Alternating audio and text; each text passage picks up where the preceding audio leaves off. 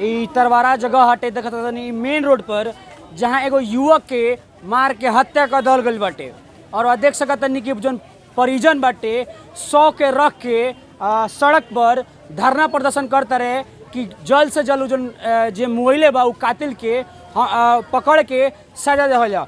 चलिए हम जाने का प्रयास करते हैं कि आखिर में मामला का बाटे और कौना चीज़ के लेके हत्या भइल बाटे। देख सकता नहीं जौन मृतक का परिजन बाड़े, हम जाने का प्रयास करते हैं कि कैसे हत्या भइल बा। चाची ये बताएं कैसे हत्या भइल बा?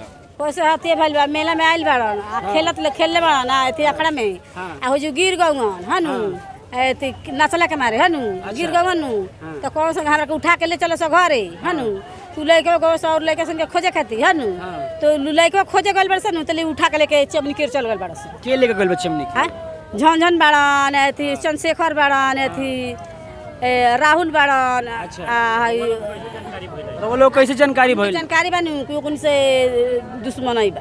अच्छा पहले ही से काची के लेके दुश्मनी रहल? ये एथी है चमार लोग के गाना बाजल बानू। अच्छा वही खाती मतलब चबरान गाना बाजल बा वही से लेके? हां वो तने खाती ओकन के आहूर बहर बा। अच्छा हां चमार कास्ट के लोग रहला ई पहले गाना उना गाना निकलल नहीं खे। अच्छा तो वही खाती कि काहे निकलले बार से काहे बजावता चमार संग के काट के दूसरा लोग कहत बलि तरनु चढ़ाएम सो। अच्छा के कहतला बजल में? झनझन राहुल एथी है क्या दम बोलला गोविंदा अच्छा ई कुली सब लइका बाड़ स। अच्छा विवाद रहला ई ना पहले के विवाद रहल?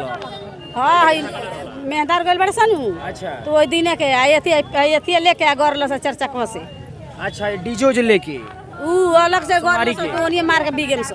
अच्छा हां काल माने काटा की दुकान। अच्छा माने काल काची के विवाद रहे मतलब काल महावीर झंडा रहे? हां तो झंडवा में गीत बजाए खातिर भौए ना कुछु ना माने ऐसे ही उठा के लेके चल गए? हां उ सुतर रंगान उठा के लेके गइल बार से उ लइका से खोज के ले जानी कि टांग के घरे जाई हनु तले उ मोटरसाइकिल से उठा के आ लेके चल गइल बार से मोटरसाइकिल भी है।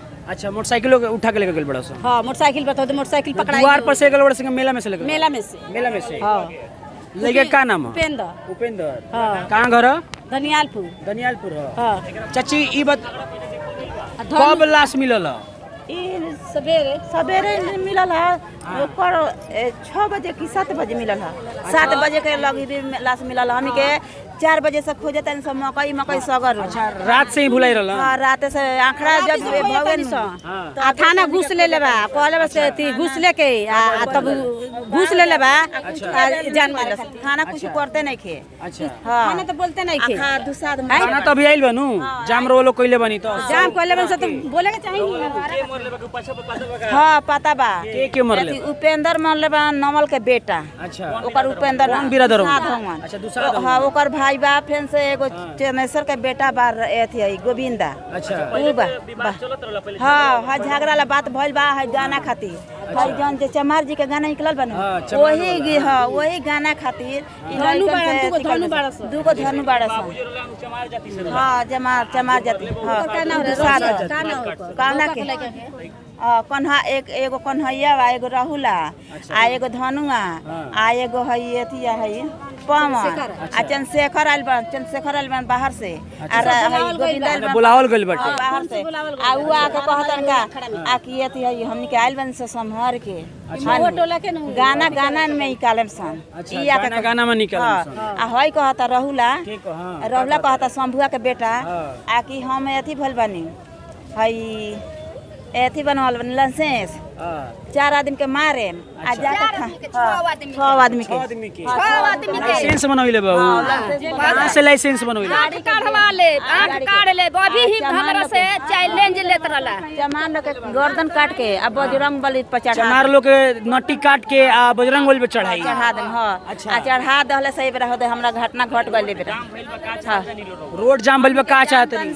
चाहतन से कि जेगा हमनी के लड़का के फांसी पर चढ़ल वाला ओ लोग के फांसी चढ़े के चाही। अच्छा हां आ ना तो हमनी के फांसी पर चढ़ा दे। अच्छा जान के बता डीएम एसबी आई तब ना के बात थाना प्रभारी का कहत रे?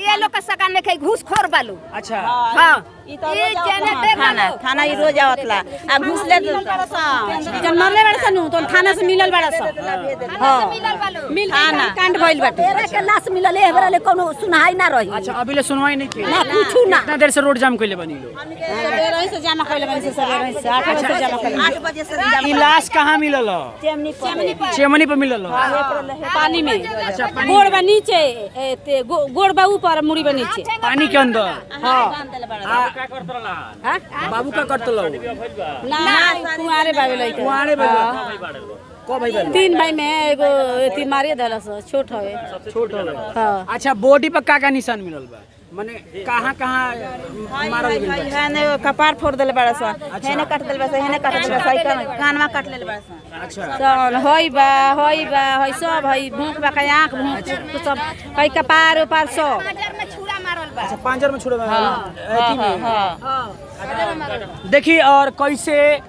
एगो उपेंद्र नाम के लड़का के पूर्व में एगो विवाद रहल चमरान गीत बजाए के लेके और वह चमरान गीत बजाए के लेके वो विवाद जब बढ़ल बाटे तो काल लड़का मेला में आइल बाटे और मेला से उठा के ले जाकर चमनी पर पहले पेट में छुरा मरले बड़ा सन फिर ओकर बाद आँख में छुरा मरले बड़ा सन और ओकर बाद ये जो लगातार विवाद बढ़ते चल गई बा और उपेंद्र नाम के लड़का के हत्या कर दल गल बाटे देख सकत नहीं लड़का के डेड बॉडी अभी बीच सड़क पर मौजूद बाटे आए दिन जो अश्लीलता के जो गीत बाटे जो सिंगर आए दिन जातिवाद गीत पर गाना गावत रसन तो वह खुद देख सकता नहीं कि अब ओकर असर दिखाई दे रहल बाटे वो चाहे राजपूताना गीत पर गाई चाहे ईरान गीत पर गाई वो चाहे पसमान गीत पर गाई वो चाहे चमरान गीत पर जाई लेकिन एक दूसरा समुदाय आपस में जब लड़ जाताटे और जब गीत नहीं बजत तो आपस में जब विवाद होताटे तो फिर ओकरा बाद एक दूसरे के हत्या कर दिया जाताटे